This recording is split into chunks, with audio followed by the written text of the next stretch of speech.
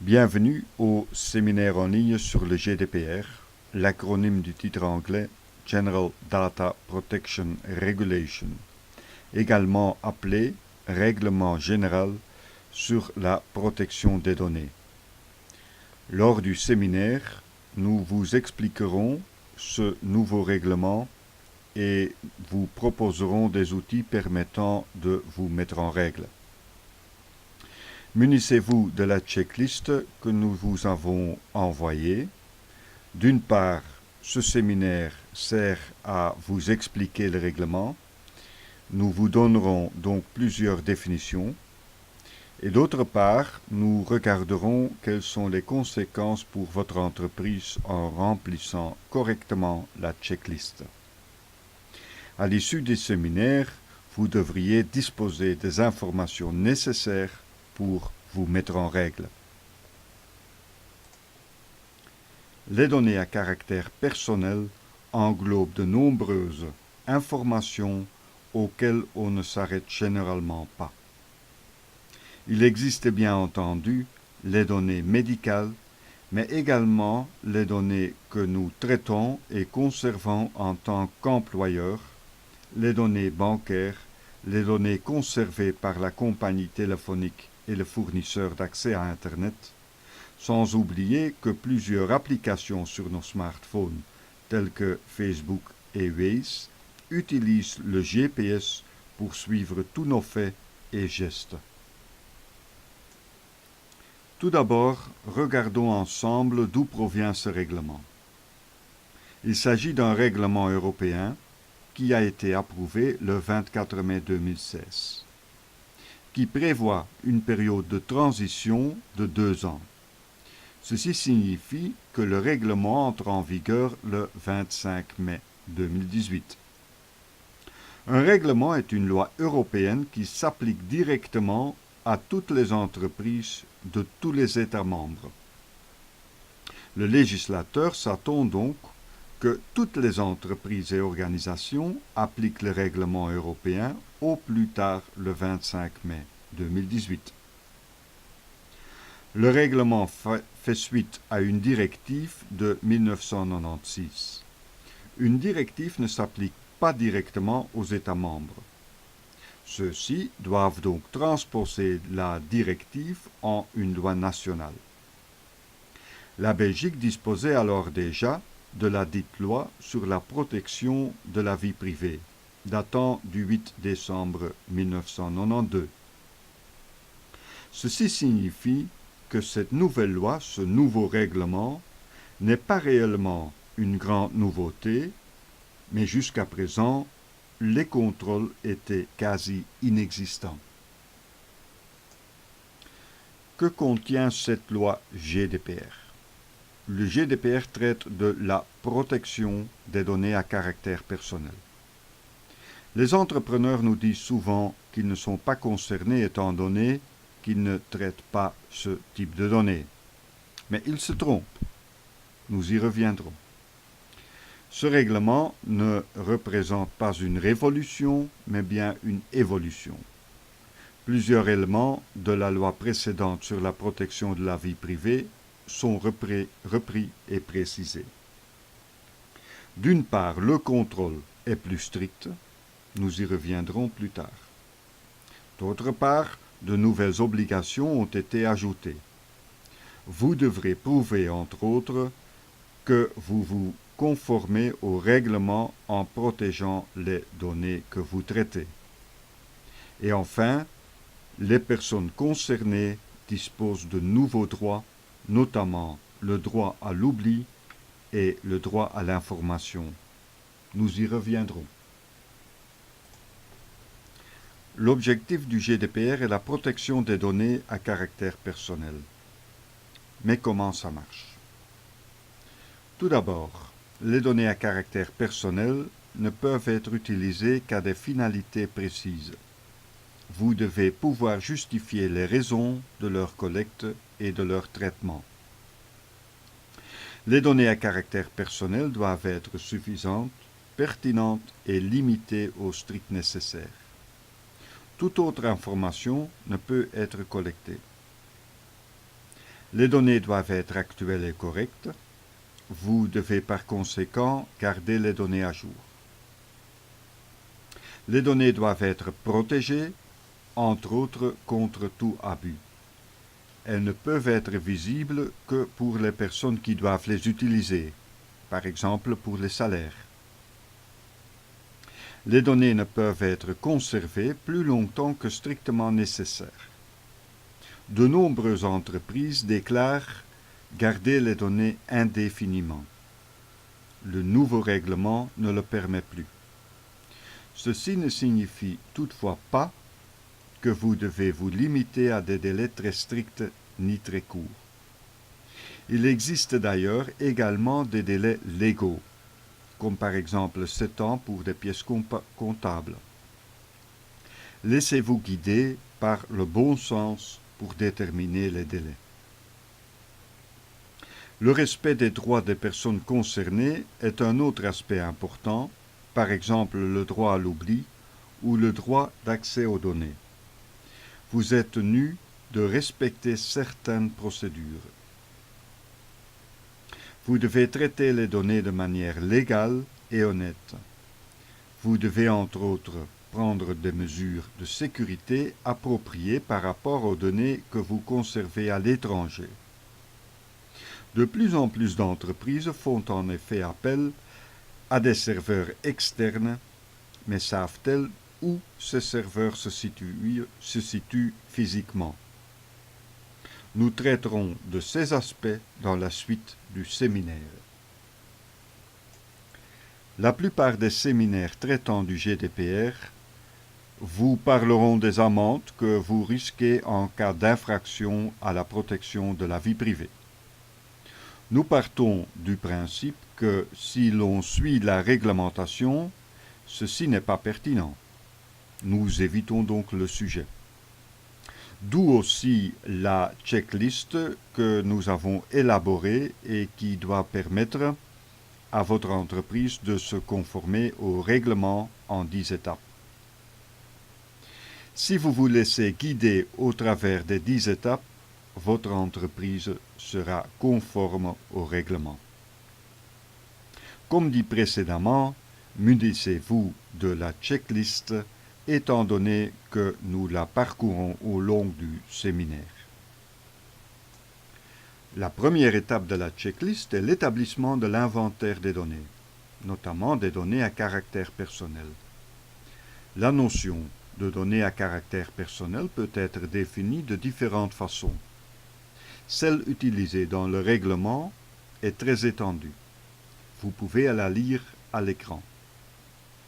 Nous ne pouvons qu'en déduire que quelques informations pouvant être liées directement ou indirectement à une personne est une donnée à caractère personnel. Quelques exemples, dont les plus évidents, le nom, l'adresse, le numéro de registre national et également le numéro de GSM ou une plaque d'immatriculation, même s'il s'agit d'un véhicule de société. Un autre exemple est le code TAN utilisé par votre compagnie d'électricité, qui constitue lui aussi une donnée à caractère personnel. La définition utilisée est donc tellement large qu'il semble difficile de trouver des données qui ne seraient pas à caractère personnel. Il existe deux types de données à caractère personnel. Le nom, l'adresse, la date de naissance et le numéro de téléphone appartiennent au premier type. Viennent ensuite les données personnelles particulières.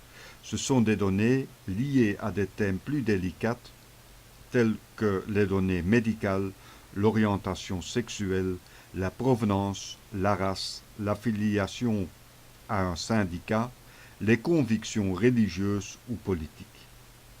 Les règles pour leur utilisation et leur protection sont plus rapprochées, nous y reviendrons. Afin de concrétiser le sujet pour votre entreprise, nous vous montrons la liste des données que vous enregistrez ou traitez à notre opinion. Il est intéressant par exemple de savoir si un client souffre du diabète ou d'une intolérance au gluten au cas où vous l'inviterez à déjeuner. Je ne pense pas que vous enregistrez plus que des données très générales concernant vos fournisseurs ou prospects. Vous traitez par contre de nombreuses informations concernant votre personnel.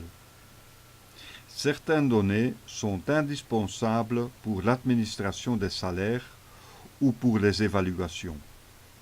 Par exemple, le fait d'enregistrer qu'un travailleur est musulman constitue une donnée particulière.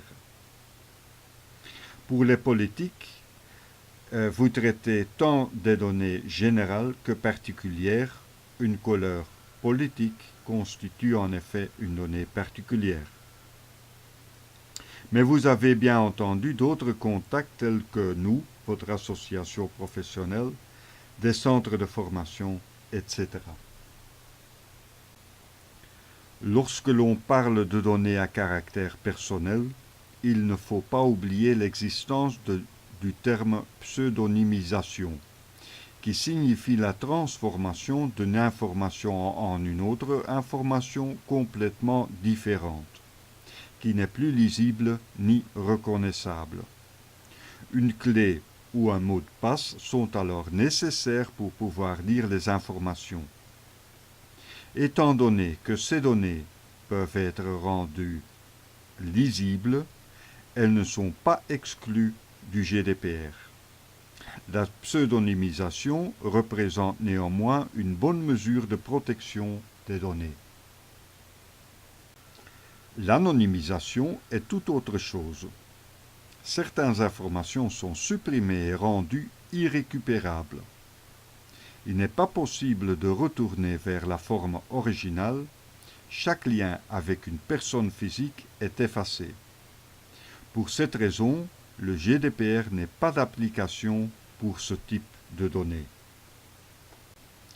Lors de la deuxième étape, vous devez réfléchir au fondement légal du traitement des données à caractère personnel.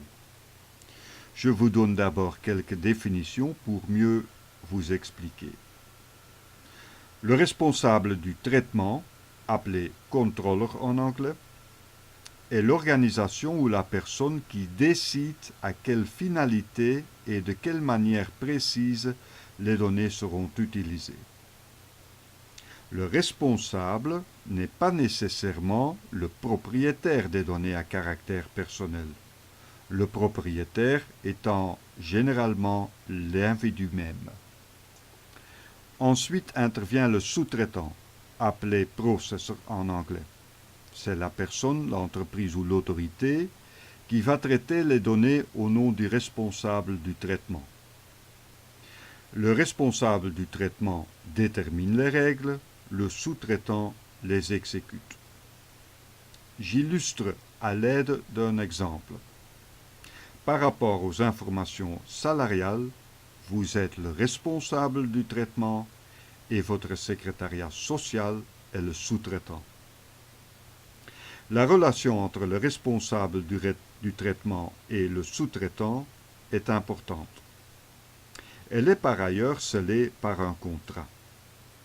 De bons exemples sont votre secrétariat social ou encore l'entreprise à laquelle vous avez éventuellement sous-traité la gestion de votre parc informatique. Une dernière définition concerne le traitement en soi. Vous pouvez la lire à l'écran telle qu'elle est reprise dans le règlement. En la lisant, on se rend compte qu'il peut s'agir de tout type de traitement. Même en ne faisant pas plus que regarder des données, vous êtes déjà en train de les traiter. Chaque activité qui utilise des données représente donc un traitement soumis aux règles du GDPR. Regardons maintenant de plus près les fondements du traitement. Le règlement prévoit 6 raisons justifiant le traitement de données à caractère personnel. Le contrat. Vous pouvez utiliser les données à caractère personnel dont vous avez besoin pour fournir un service ou livrer un produit dans le cadre d'un contrat. Vous ne pourriez d'ailleurs pas remplir le contrat sinon. Le fondement s'applique à tous vos clients et fournisseurs. La base légale. Par exemple, la facturation. Les factures que vous adressez aux personnes physiques ou morales doivent être conservées pendant 7 ans. C'est une base légale. Vous pouvez alors utiliser les données. Les personnes morales sont donc également concernées s'il existe un lien avec une personne physique. Par exemple, les données concernant la SPRL François Pignon contiennent des données à caractère personnel si son propriétaire s'appelle François Pignon. Si vous intervenez pour sauver la vie d'une personne, en donnant les premiers secours suite à un accident du travail, vous n'êtes bien entendu pas tenu de demander l'autorisation. Vous pouvez apporter votre aide sans plus. Nous ne sommes généralement pas confrontés à l'exécution de tâches confiées aux responsables du traitement par l'autorité publique. Vous pouvez également avoir un intérêt légitime, une bonne raison. Vous trouvez donc que vous avez besoin des données et leur traitement pour effectuer votre activité. Vous devez alors être capable de justifier cette raison.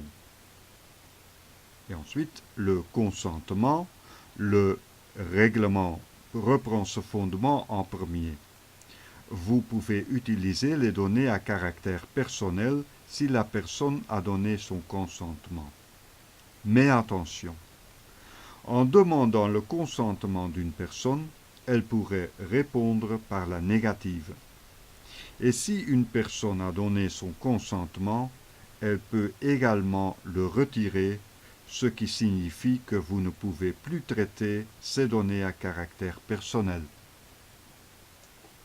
La troisième étape, attention aux données à caractère personnel sensible. J'ai déjà mentionné qu'il existe deux types de données à caractère personnel. Les données générales et les données particulières. Vous pouvez utiliser les données générales si vous en avez besoin, c'est-à-dire si vous avez une finalité ou une raison qui justifie le traitement. Il en va différemment pour les données particulières, qui sont par définition très sensibles. Vous ne pouvez en principe pas les traiter, sauf si vous faites partie des exceptions. Les exceptions, vous avez reçu le consentement explicite de la personne concernée, ou vous traitez les données particulières pour des raisons vitales pour la personne concernée, par exemple dans le service médical d'urgence d'un hôpital, ou aussi dans le contexte d'un contrat d'emploi. Et la dernière exception ne s'applique pas à nos entreprises, elle concerne les partis politiques, les organisations philosophiques, le secteur des soins de santé, médecins, hôpitaux, etc. N'oublie pas que si vous demandez, par exemple, un certificat de bonne vie et mœurs lorsque vous engagez du personnel, que cette information est également soumise à certaines règles. Voici quelques exemples classiques de traitements que vous connaissez certainement en matière de personnel de recrutement et de coordonnées. Par exemple, combien de temps conservez-vous le CV d'un candidat qui postule pour un emploi dans votre société? Supposons que vous conserviez le CV pendant 1 an. Ces informations sont-elles encore pertinentes et correctes après 1 an? Autre exemple, le CRM ou les coordonnées de vos personnes de contact dans votre carnet d'adresses, votre GSM ou votre programme email.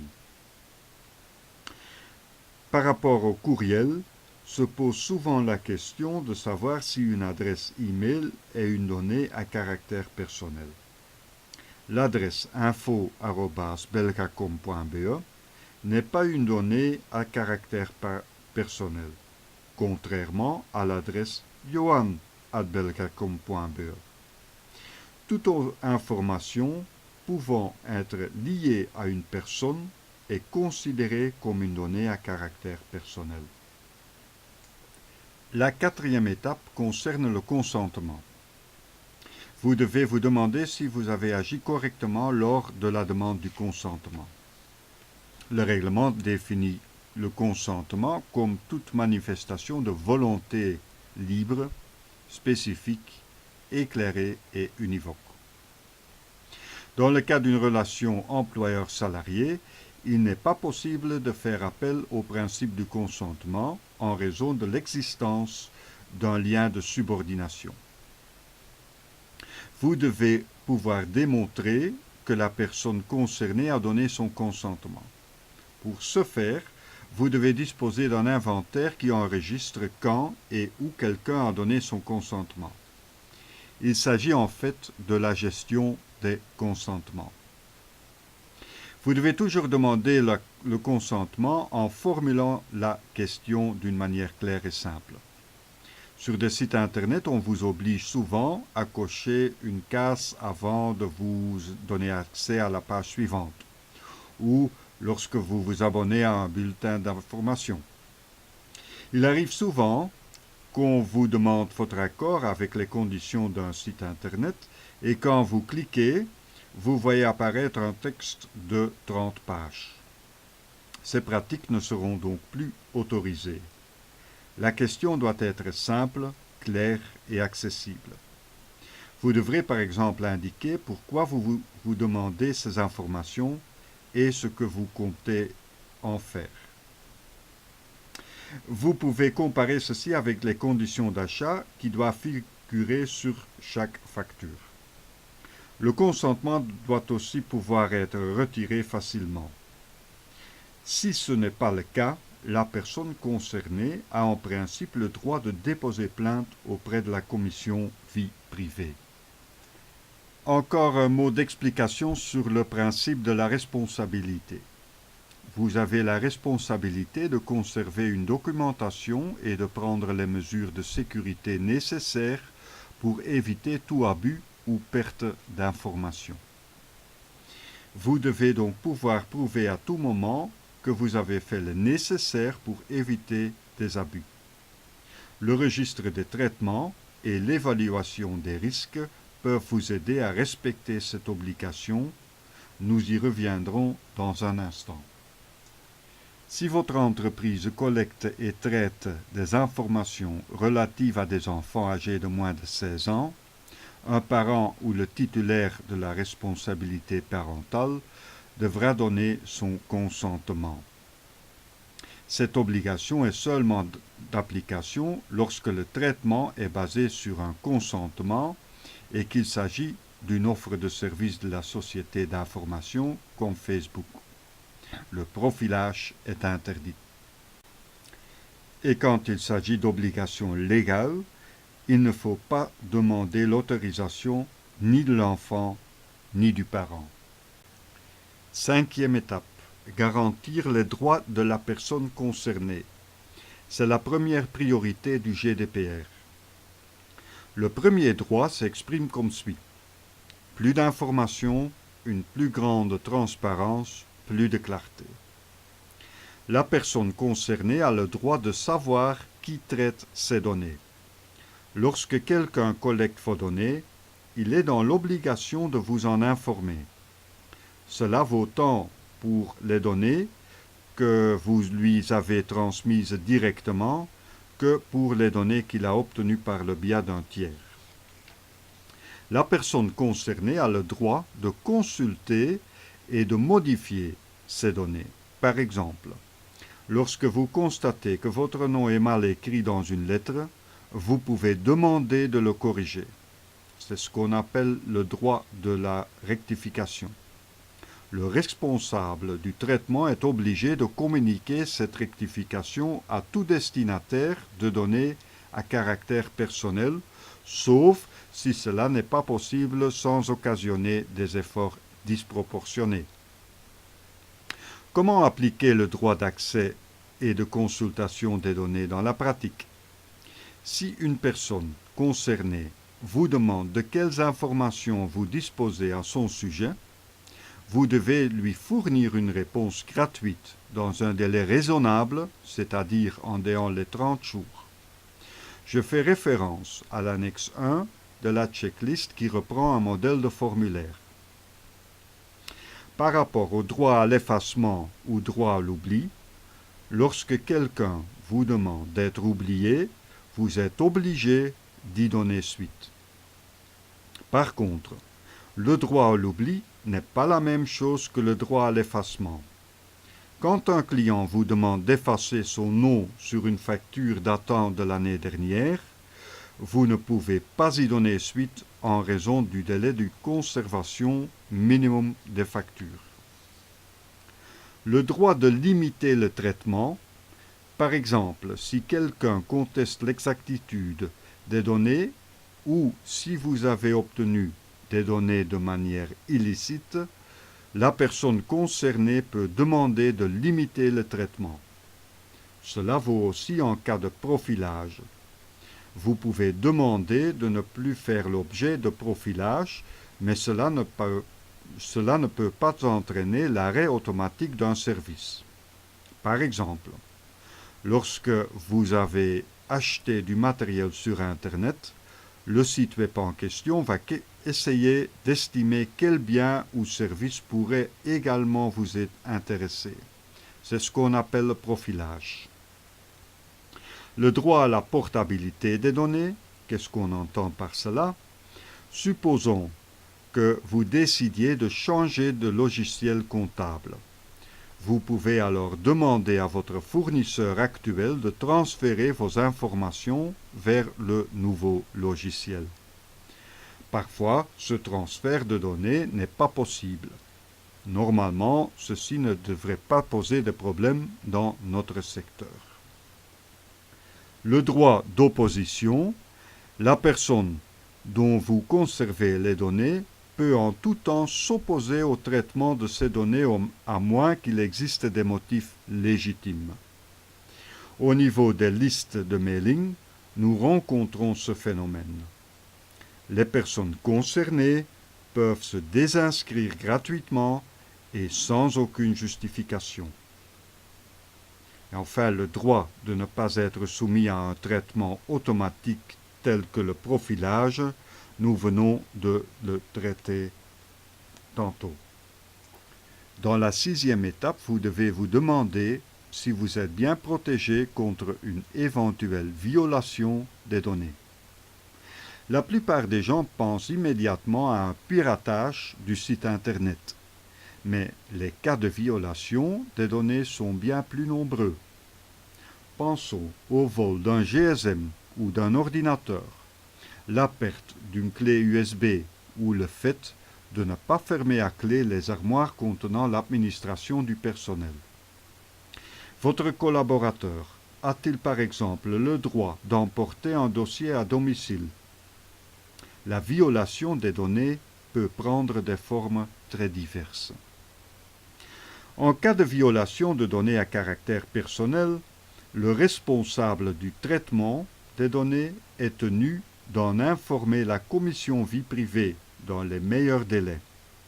Cela signifie dans les 72 heures. Il ne s'agit pas de 72 heures de travail, mais 3 jours calendrier. D'autre part, vous devez mettre en œuvre les mesures nécessaires pour mettre fin à la violation des données, la limiter ou la résoudre. Si la fuite de données concerne des données à caractère personnel sensible, vous êtes également obligé d'en informer la personne concernée. Ce cas ne se produira pas souvent dans notre secteur. Par exemple, en cas de violation de données bancaires et de code PIN, l'institution financière concernée est tenue d'en informer la commission vie privée ainsi que les personnes concernées. Dans la pratique, cette communication sera menée via les médias, les journaux ou la télévision. Si la violation des données ne comporte aucun risque pour les droits et les libertés des personnes physiques, vous n'êtes pas tenu d'en informer la commission vie privée ni les personnes concernées. Les mesures de sécurité. Vous devez utiliser tous les moyens possibles et prendre des mesures techniques et organisationnelles appropriées afin d'éviter des risques et de garantir un niveau de sécurité. Par exemple, fermer à clé les portes de vos locaux d'entreprise ou les armoires. Vous devez vérifier à l'aide d'une analyse de risque comment vous gérez les informations et comment vous les sécurisez. Cette responsabilité incombe aux responsables du traitement et aux sous-traitants. En tant que responsable du traitement, vous ne pouvez pas tout simplement compter sur votre sous-traitant, par exemple votre secrétariat social. Vous êtes également responsable. La 7e étape concerne le délégué à la protection des données, le DPO ou Data Protection Officer en anglais. Le DPO est la personne au sein de votre entreprise qui veille au respect de la protection des données à caractère personnel lors du traitement. Toutes les entreprises ne sont pas obligées d'avoir un DPO. Cette obligation concerne principalement les instances publiques et les entreprises ou organisations qui traitent des données à des fins d'observation, par exemple des images de caméra. Pensons aux services de gardiennage. Ou encore les entreprises qui traitent des données à caractère personnel très spécifiques, comme par exemple des données médicales, religieuses ou politiques. Le DPO doit disposer d'une connaissance pratique en matière du respect de la vie privée. Peu importe qu'il soit interne ou externe, mais il doit pouvoir travailler de manière entièrement indépendante. Le DPO doit rendre compte à la direction ou chef d'entreprise. Attention, un DPO interne est un travailleur protégé. Voici les tâches imparties au DPO. Il doit surtout conseiller et documenter, et il est la personne de contact envers la commission vie privée. Je ne m'attarderai pas sur le sujet étant donné que la plupart de nos entreprises n'auront probablement pas besoin d'un DPO.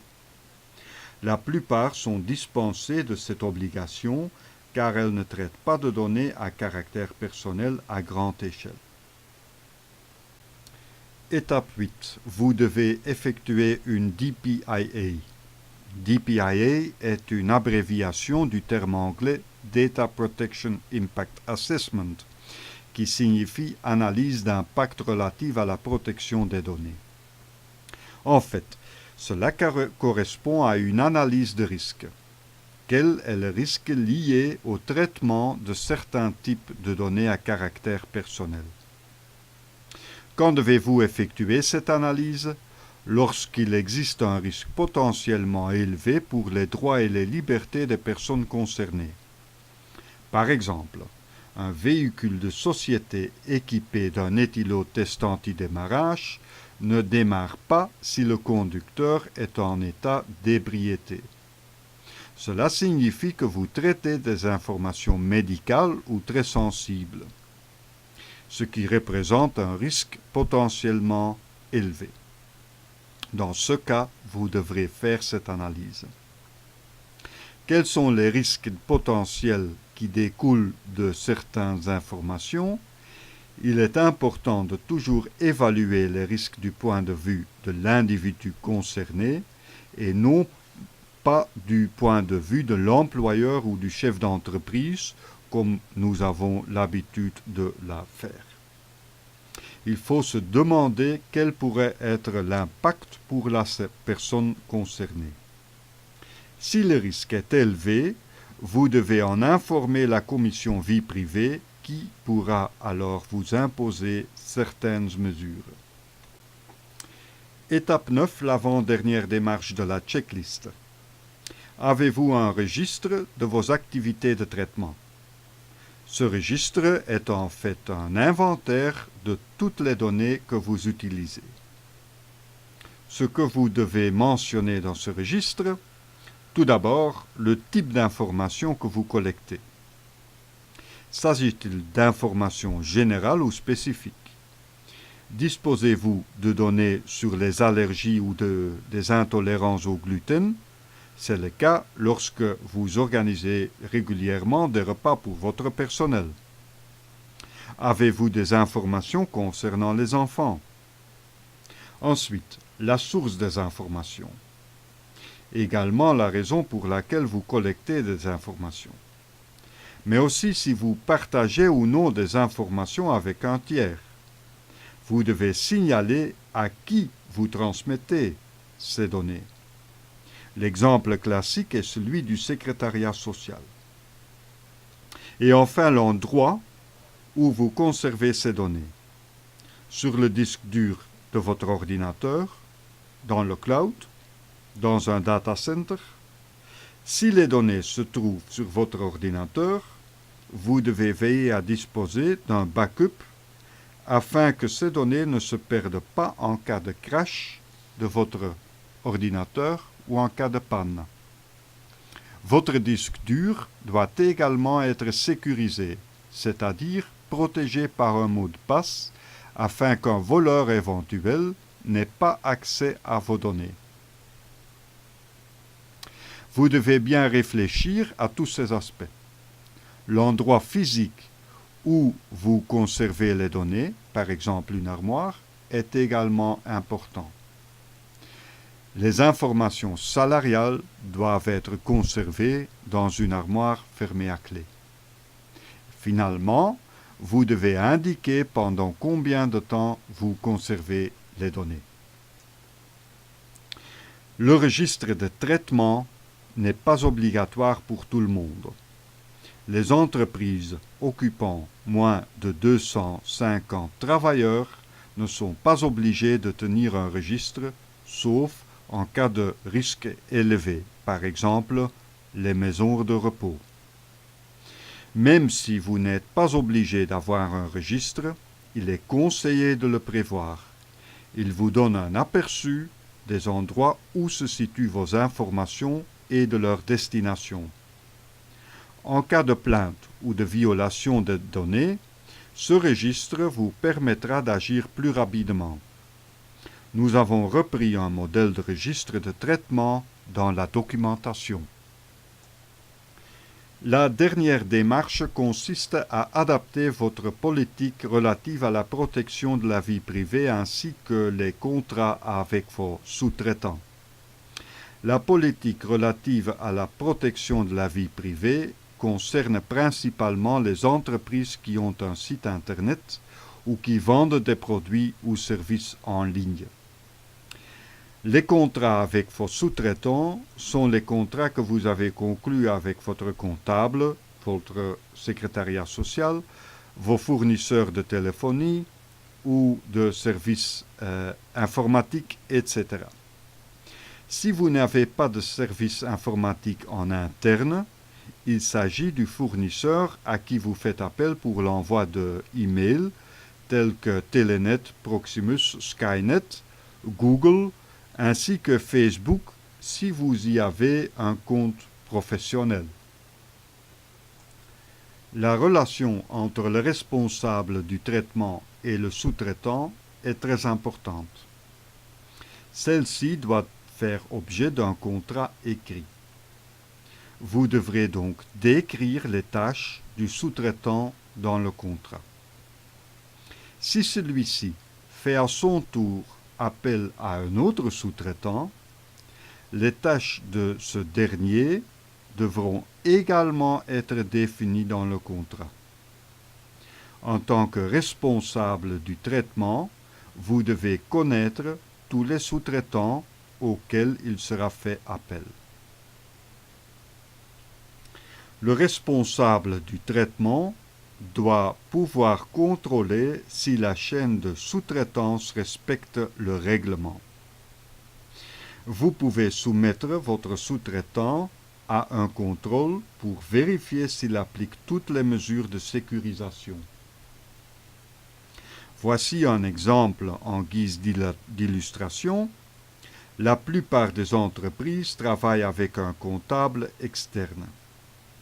Supposons vous êtes le responsable du traitement et votre comptable, c'est le sous-traitant.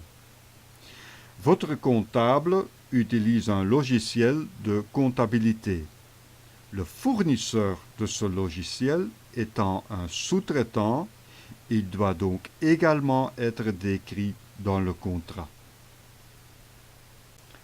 Nous arrivons à la fin de ce séminaire consacré à la mise en conformité avec le GDPR. Nous espérons que la checklist vous aidera à vous mettre en règle avec ce nouveau règlement. Nous vous conseillons de bien réfléchir aux mesures de sécurisation, pas seulement en ce qui concerne vos données, votre ordinateur et votre GSM, mais aussi vos locaux et véhicules de société. Nous espérons que ces différentes mesures vous permettront de vous mettre en conformité avec le GDPR. Bonne chance.